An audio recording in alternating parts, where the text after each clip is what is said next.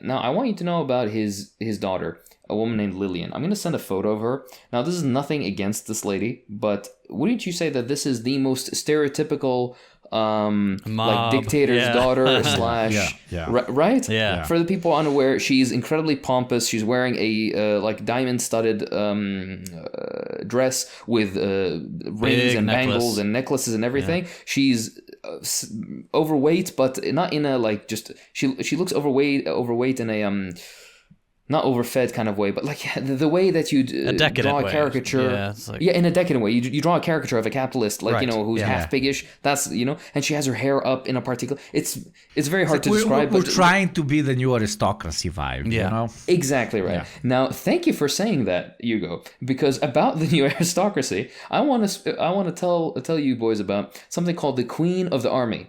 Oh. Now, she was clearly his daughter's, you know, her dad's what's it called, little P or whatever, like the twinkle of his eye, and he loved her to the ends of the earth, which is, I guess, cute in its own way. But he wasn't happy with only having economic and political and social and all this other kind of power. He wanted to entrench his family into Nicaraguan society. So he wanted to kind of create this quasi-imperial / monarchy thing. Of course, I'm sure his daughter was very in favor of this and wanted this. She seems a little bit spoiled, if you ask me. So he wanted to make his daughter Lillian queen, but he can't make her queen because technically Nicaragua is a republic. So he decided to make her, and I quote, Queen of the Army. Genius. However that makes sense. Fucking genius. Now, the Words, they mean nothing. Let's just... Now the official narrative is that corporals and sergeants of the National Guard basically wanted her as their queen. They were the ones who came and begged to have her serve as some sort of regent over them, and they were apparently demanding a coronation of her, and Samoza just basically acquiesced to these people. Samoza is the OG girl boss feminist. Exactly right. So do you know what he did?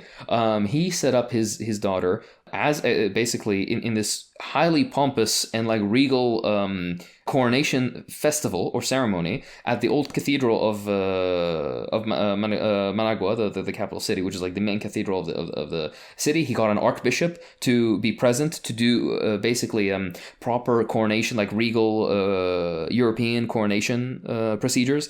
He got the people of the guard to dress as Roman knights parading through the streets. He had heralds on foot and criers on horses. He had an imperial guard for her. There was a carriage of, and I quote, Her Majesty Lillian I, and a musical band of the National Guard who composed their own music specifically for her coronation.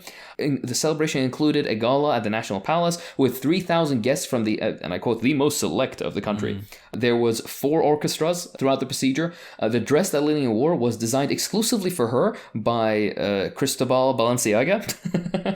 And the official cost of the dress had never been actually publicly disclosed, but it's in the many, many millions of dollars at the time, which means like ridiculous amounts of money at this rate. She had a golden crown made of the Virgen de la Candelaria, which apparently is supposed to be important for some reason. I couldn't exactly find why, but it was heavily criticized that they used this crown. I don't know why. The jewelry for the crown itself cost more than $100,000, which in modern day estimates is like $5 million or something. A ridiculous amount of money. She also, or her dad also, commissioned a solid gold scepter. Jesus Christ. Yeah, I know. Yeah, it was like, oh, there's a large heart of gold, a large-sized red ruby mounted in a relief. All this kind. There's all ridiculous shit. All continuing to create the aesthetic of a monarchy, right? Yes. Yeah, exactly. Old All of this Papa is was specific, like, yeah. okay, I'm gonna die in the next 10 to 20 to 30 years. I want what's left behind me to actually be an incredible legacy of a monarchy that I started. That's what this smells like to me, at least. Yeah. Hold on. There was a throne. Okay, Of course. for her to sit on, and there's a national artist that was renowned, who was tasked with manufacturing carpets that were placed in the palace and basically flanking the throne. And of course, there was hymns and waltzes that were like new hymns and waltzes that were created specifically for the honor of the queen. There was a royal grace of amnesty to prisoners. Legendary.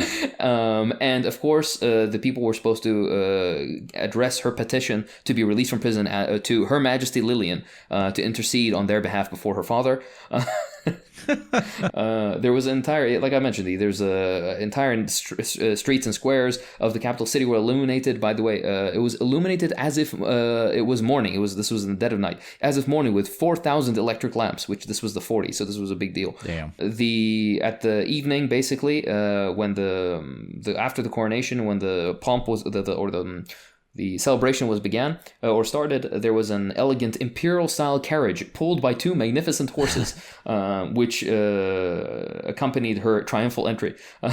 She also had, by the way, bridesmaids, which were called the Bride of the Army. Insane. How much did this cost?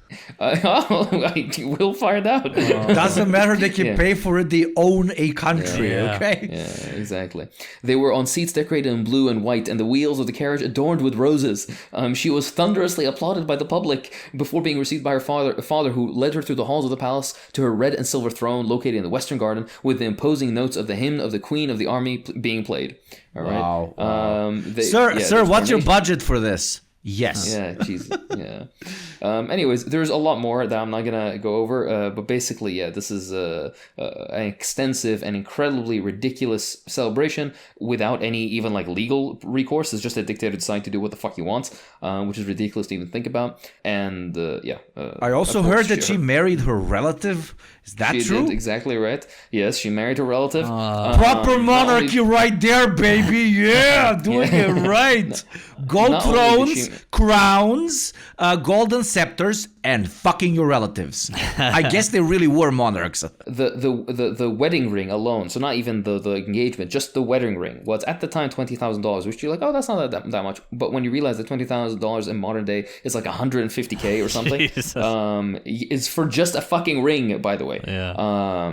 And her wedding was like other dictators and even some like European royals and shit went to. Like, they really pushed this shit. I'm not going to go into her wedding because there's a lot more. The TLDR of all this is that this was an incredibly ridiculous man who did a ridiculous celebration for his daughter. And if you're thoroughly angry by what transpired, just hearing about it here, you can imagine what regular Nicaraguans were thinking, especially when you realize that this was to the tune of tens of millions of dollars that were spent on this. Which, by the way, back then, tens of millions of dollars in modern day is like $400, $500, $600 million on a single like evening, basically. Wow. A sort of like luxury and ridiculous. It's not luxury. What's the point of excess? Yeah. That's what I'm trying to say. A point of excess that you can't even fathom.